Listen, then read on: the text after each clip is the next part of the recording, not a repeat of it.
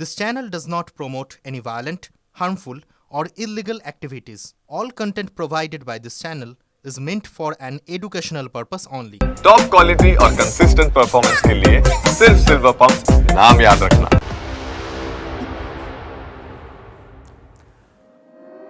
আর press কর্নারের শুরুতে যে বড় খবরের দিকে নজর রাখতে হচ্ছে, এবার ইসরায়েলের হাসপাতালে আছড়ে পড়ল ইরানের মিসাইল।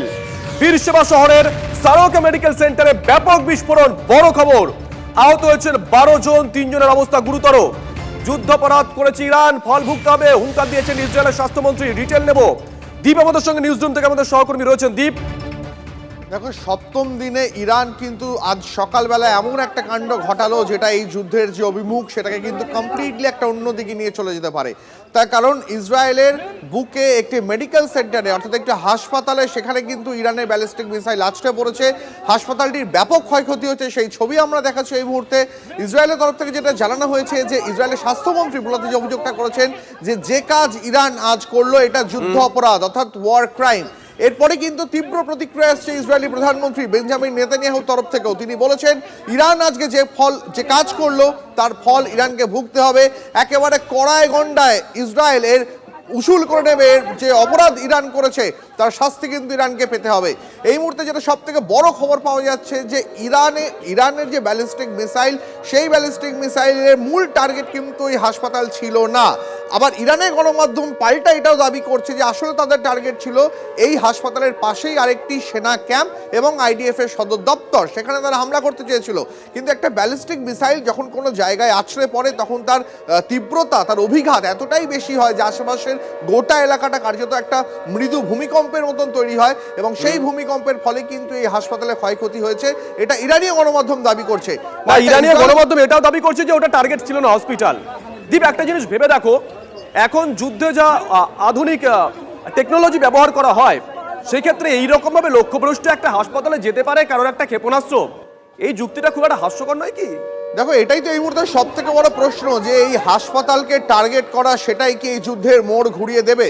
কারণ আমরা জানি আমেরিকা, মার্কিন প্রেসিডেন্ট ডোনাল্ড ট্রাম্প তিনি কিন্তু একেবারে সরাসরি হুঁশিয়ারি দিয়ে রেখেছেন যে কোনো মুহূর্তে তিনি কিন্তু ইরানে সরাসরি হামলা চালাতে পারেন বা ইসরায়েলকে সরাসরি সমর্থন জানাতে পারেন। তিনি মন্তব্য করেছেন মেবি অর মেবি নট, অর্থাৎ তিনি ভাবছেন, কখন তিনি করবেন সেটা এখনো স্পষ্ট নয়।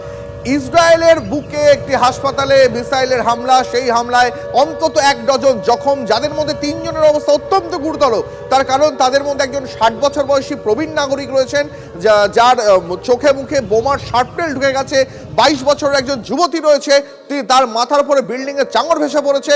আরো একজন রয়েছেন, সব মিলিয়ে 3 জন কিন্তু এখনো অব্দি ক্যাজুয়ালিটি হতে পারে এমনটা ইসরায়েলি গণমাধ্যম দাবি করছে। যদি অনুমান করা যেতে পারে যে এই ঘটনা যুদ্ধের মোড় ঘুরিয়ে দিতে পারে। যারা যারা ইরানকে সাপোর্ট করেছিল আজকের এই ঘটনার পর তারা সবাই একই সঙ্গে ইরানকে সাপোর্ট করে কিনা, নাকি তাদের তরফ থেকেও কোনো রকম মন্তব্য আসে, নজর থাকবে। সঙ্গে থাকো দি, বড় খবর এই মুহূর্তে, ইসরায়েলের হাসপাতালে আছড়ে পড়েছে ইরানের ব্যালিস্টিক মিসাইল। মিসাইলের টার্গেট ছিল না সারোকা হাসপাতাল, খবর ইরানি সংবাদ মাধ্যম সূত্রে। মানে তারা সাফাই দিতে ইতিমধ্যেই আসরে নেমে পড়েছেন। হামলার লক্ষ্য ছিল হাসপাতালের পাশে আইডিএফ এর হেডকোয়ার্টার এবং সেনার ইন্টেলিজেন্স ক্যাম্প। ওই সেন্টারে সেনার গতিবিধি নিয়ন্ত্রণ, digital command centre, cyber operation চলতো। মিসাইল আছড়ে পড়ে বীরশেবা শহরের সেনার ক্যাম্পের কাছেই, দাবি করেছে ইরান। বিস্ফোরণের তীব্রতা, ছোটখাটো ভূমিকম্প হয় টেকনোলজি পার্কে, আর তাতেই কেঁপে ওঠে হাসপাতাল, ভেঙে পড়ে বিল্ডিং এর একাংশ। সেনার ক্ষয়ক্ষতি ঢাকতে হাসপাতালে হামলার প্রচার চালাচ্ছে ইসরায়েল, এমনটাই অভিযোগ করছে তেহরান। কিন্তু তেহরানের এই অভিযোগ কতটা জোরালো, কতটা সত্য তা নিয়ে ইতিমধ্যে অনেকে প্রশ্ন তুলতে শুরু করে দিয়েছেন। কারণ বর্তমানে যে কোনো যুদ্ধে যে ধরনের টেকনোলজি ব্যবহার করা হয় তাতে হঠাৎ করে কেন একটা ভুল টার্গেট হয়ে যাবে, ভুল টার্গেট হাসপাতালই হবে, এই নিয়েও কিন্তু ইতিমধ্যে অনেকে প্রশ্ন তুলতে শুরু করে দিয়েছেন। কিন্তু দীপও যে কথা বলছিল, হয়তো এই হামলা, এই ঘটনা যুদ্ধের গতি প্রকৃতি অনেকটাই বদলে দিতে পারে। এখন দেখা যাক, যারা এতদিন ইরানের পক্ষে সরাসরি মন্তব্য করেছিলেন, আজকের পর তারা ইরানের সাপোর্ট করেন কি না সেদিকে অবশ্যই নজর থাকবে আমাদের। এই মুহূর্তে আমাদের সঙ্গে রয়েছেন মেজর দীপায়ন বিশ্বাস। মেজর বিশ্বাস, সরাসরি আপনার কাছে প্রশ্ন করব, দেখুন এই ধরনের একটা ঘটনা যে কোনো যুদ্ধের গতি প্রকৃতি ঘুরিয়ে দিতে পারে, অনুমান করা যেতে পারে এক্ষেত্রে এই যুদ্ধের গতি প্রকৃতি হয়তো ঘুরিয়ে দেবে। কিন্তু ইরানি সংবাদ মাধ্যম তারা যে সাফাইটা দিতে ইতিমধ্যে আসলে নেমে পড়েছে যে মিসাইলের টার্গেট ছিল না এই হাসপাতাল, টার্গেট অন্য একটা জায়গা ছিল। আজকে যে ধরনের যুদ্ধাস্ত্র ব্যবহার করা হয়, টেকনোলজি ব্যবহার করা হয়, তাতে এই যুক্তি আপনি কিভাবে দেখছেন? দেখুন, আমি মানে যুদ্ধের কনভেনশনাল যে নিয়ম, সেই নিয়ম অনুযায়ী আপনার কোন রকম কোন মেডিকেল এস্টাবলিশমেন্ট মানে আঘাত করার কোনো প্রশ্নই ওঠে না, কখনোই করা উচিত নয়। কিন্তু আমি ইদানিংকালের সমস্ত যুদ্ধের ক্ষেত্রেই দেখেছি যে এই নিয়মটা কিন্তু আর মানা হচ্ছে না। আপনি আজকে ইরান এটাকে অ্যাটাক করেছে, সেটা ডেফিনেটলি নিন্দনীয়, কিন্তু পাশাপাশি আমরা অনেক মেডিকেল ফ্যাসিলিটি দেখেছি যেখানে ইসরায়েলও হয়তো এর আগে করেছে, মানে সেটা ইচ্ছাকৃত বা অনিচ্ছাকৃত দুভাবেই হতে পারে। এই সবগুলোই নিন্দনীয়, কিন্তু আমার যেটা বক্তব্য হচ্ছে সেটা হচ্ছে আজকে ইরান ইসরায়েল এটা একটা ঘোষিত যুদ্ধ, সেক্ষেত্রে কিন্তু ইরানের এটা ডেফিনেটলি মানে একদমই নিন্দনীয় জিনিস। এটা ইরান যাই সাফাই দিক না কেন সেটাকে মেনে নেওয়ার কোনো প্রশ্ন নেই। মেজর বিশ্বাস, এই যুক্তিটা যে দিচ্ছে ইরানি সংবাদ মাধ্যম বা ইরানের তরফ থেকে যে এটা টার্গেট ছিল না, টার্গেট ছিল অন্য, এটা ভুলভাল কথা, এটা কখনো হতে পারে না। আজকের প্রিসিশনের যুগে ওরকম ভাবে আপনার ঘরের জানলার ভেতর দিয়ে মানে খাটের উপরে কি হচ্ছে তার উপরে টার্গেট করা যায়। তো এই ধরনের মানে শব্দের চেয়ে 5 গুণ বেশি জোরের মিসাইল ফাতেহ 1 পাঠাচ্ছে, তাদের প্রিসিশন নেই, এটা মানতে আমি রাজি নই। অসংখ্য ধন্যবাদ, অসংখ্য ধন্যবাদ দীপ। তোমার কাছে আবারও যাব। যে কথা আমরা বলছিলাম যে ইরানের তরফ থেকে যে দাবি করা হয়েছে, এই দাবি কতটা যুক্তিযুক্ত? অবসরপ্রাপ্ত সেনা আধিকারিকরা তারা কিন্তু ইতিমধ্যেই দাবি করতে শুরু করেছেন, ইরানের এই দাবির সত্যতা নিয়ে তারা প্রশ্ন তুলতে শুরু করে দিয়েছেন। দীপ, দেখো, যুদ্ধের 7ম দিনে একটা এমন পরিস্থিতি তৈরি হয়েছে যে পরিস্থিতি কিন্তু একেবারে কার্যত নজিরবিহীন। দেখো, গতকাল রাতভর ইসরায়েলি বায়ুসেনার অন্তত 40 থেকে 50টা যুদ্ধ বিমান তারা লাগাতার ইরানের নাতানজ পরমাণু ঘাঁটি থেকে শুরু করে আরাকা পরমাণু ঘাঁটি থেকে বেশ একাধিক পরমাণু ঘাঁটিতে বেছে বেছে প্রিসাইজলি তারা টার্গেট করেছে। ইসরায়েলি বায়ুসেনা গতকাল রাতভর এই টার্গেটটা চালিয়ে গেছে এবং সেখানে ব্যাপক ক্ষয়ক্ষতি হয়েছে, এটা ইসরায়েলি বায়ুসেনা দাবি করছে। এরপর আজকে সকাল 8টার পর থেকে পাল্টা ইরানও কিন্তু ইসরায়েলের কমপক্ষে 4 থেকে 6টা শহরকে, যার মধ্যে জেরুজালেম, তেল আভিভ সহ এই বীরসাবা শহর এবং আরো বেশ কয়েকটা শহরে, অন্তত 4 থেকে 6টা শহরে ইসরায়েলও কিন্তু ব্যালিস্টিক মিসাইল হামলা শুরু করে। এবং আমি কোট অ্যান্ড কোট আইডিএফ এর একজন সেনাকর্তার বক্তব্য তুলে ধরছি। তিনি বলেছেন আজ সকাল থেকে ইরান যেন কার্যত মিসাইলের বৃষ্টি শুরু করেছে। তার কারণ ইসরায়েলের অন্তত মধ্য ইসরায়েলের 4টে শহরকে লক্ষ্য করে 20টা ব্যালিস্টিক মিসাইল আজ সকাল থেকে ইরান ফায়ার করেছে, যার মধ্যে একটা মিসাইল কিন্তু এই হাসপাতালে এসে আছড়ে পড়েছে। এবার দেখো, ইরান যখন এতগুলো ব্যালিস্টিক মিসাইল ফায়ার করছে, তখনও কিন্তু ইরানের তরফ থেকে একটা কথা বারবার বলা হচ্ছে যে এই যে দাবিটা ইসরায়েল করছে যে হাসপাতালে আঘাত করে, হাসপাতালের বুকে মিসাইল আঘাত করে ইরান কিন্তু যুদ্ধ অপরাধ করে ফেলেছে। বেঞ্জামিন নেতানিয়াহু তিনি আসরে নেমে পড়েছেন এবং তিনি একেবারে চরম বার্তা দিয়ে ফেলেছেন যে হাসপাতালে আঘাত করে ইরান যে অপরাধ করলো তার মূল্য ইরানকে অদূর ভবিষ্যতে চোকাতে হবে।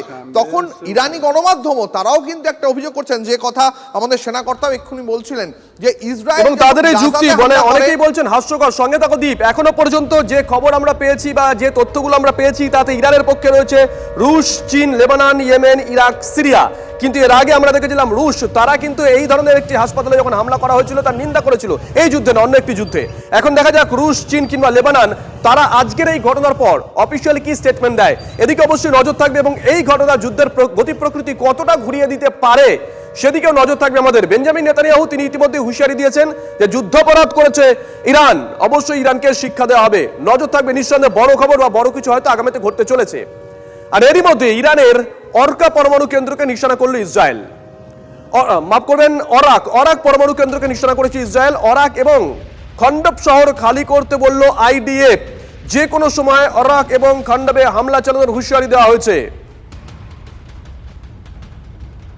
ইরানের অরাক পরমাণু কেন্দ্রকে নিশানা করেছে ইসরায়েল। অরাক এবং খন্ডব শহর খালি করতে বলল আইডিএফ।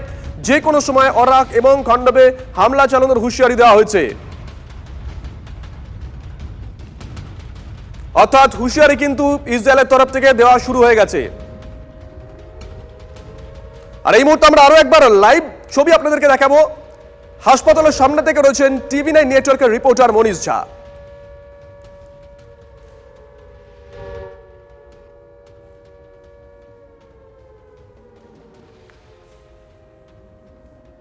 किया और हॉस्पिटल के आसपास इसके आगे अभी सिक्योरिटी पर्सनल्स ने हमें आगे बढ़ने की से मना किया है, तो हम इसके अंदर नहीं जा सकते।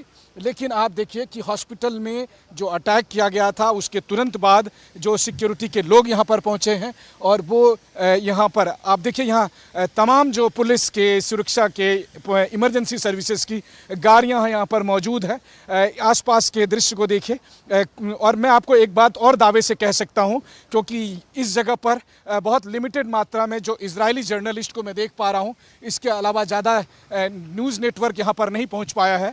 तो इस वक्त TV9 की टीम न केवल भारत का इकलौता न्यूज़ नेटवर्क है, बल्कि दुनिया के कुछ चुनिंदे न्यूज़ नेटवर्क में से है जो ग्राउंड जीरो से आपको रिपोर्टिंग कर रहा है। और ये रिपोर्टिंग इसलिए ज़रूरी है क्योंकि इस हमले को लेकर विवाद खड़ा हो गया है। इस हमले को लेकर विवाद ये था कि ईरान की तरफ से दावा किया गया कि उन्होंने हॉस्पिटल पर अटैक नहीं किया है। ईरान की तरफ से दावा किया गया कि उन्होंने मिलिट्री सेंटर को अटैक किया है। ईरान की तरफ से दावा किया गया कि उन्होंने जिस बिल्डिंग को अटैक किया वो मिलिट्री सेंटर है। लेकिन हकीकत क्या है वो इस वक्त TV9 के कैमरे पर आप देखिए।